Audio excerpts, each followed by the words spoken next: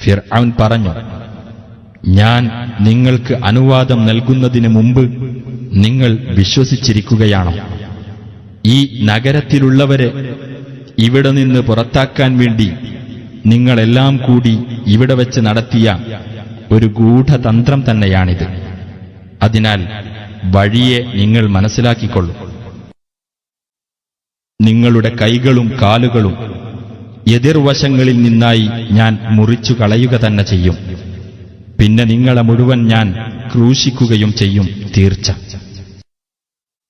അവർ പറഞ്ഞു, തീർച്ചയായും ഞങ്ങളുടെ രക്ഷിതാവിങ്കലേക്കാണല്ലോ ഞങ്ങൾ തിരിച്ചെത്തുന്നത്. ഞങ്ങളുടെ രക്ഷിതാവിന്റെ ദൃഷ്ടാന്തങ്ങൾ ഞങ്ങൾക്കു വന്നപ്പോൾ ഞങ്ങൾ അത് വിശ്വസിച്ചു എന്നത് മാത്രമാണല്ലോ നീ ഞങ്ങളുടെ മേൽ കുറ്റം ചുമത്തുന്നത്. ഞങ്ങളുടെ രക്ഷിതാവേ, ഞങ്ങളുടെ മേൽ നീ ക്ഷമ ചൊരിഞ്ഞു തരികയും ഞങ്ങളെ നീ മുസ്ലിങ്ങളായിക്കൊണ്ട് മരിപ്പിക്കുകയും ചെയ്യണമേ. ഫിർഔന്റെ ജനതയിലെ പ്രമാണിമാർ പറഞ്ഞു, ഭൂമിയിൽ കുഴപ്പമുണ്ടാക്കുവാനും താങ്കളെയും താങ്കളുടെ ദൈവങ്ങളെയും വിട്ടുകളയുവാനും താങ്കൾ മൂസായെയും അവന്റെ ആൾക്കാരെയും അനുവദിച്ചു വിടുകയാണോ? ഫിർഔൻ പറഞ്ഞു, നാം ഇസ്രായേല്യരുടെ ആൺമക്കളെ കൊന്നൊടുക്കുകയും അവരിലെ സ്ത്രീകളെ ജീവിക്കാൻ വിടുകയും ചെയ്യുന്നതാണ്. തീർച്ചയായും നാം അവരുടെ മേൽ സർവാധിപത്യമുള്ളവരായിരിക്കും. മൂസ തന്റെ ജനങ്ങളോട് പറഞ്ഞു, നിങ്ങൾ അല്ലാഹുവോട് സഹായം തേടുകയും ക്ഷമിക്കുകയും ചെയ്യുക.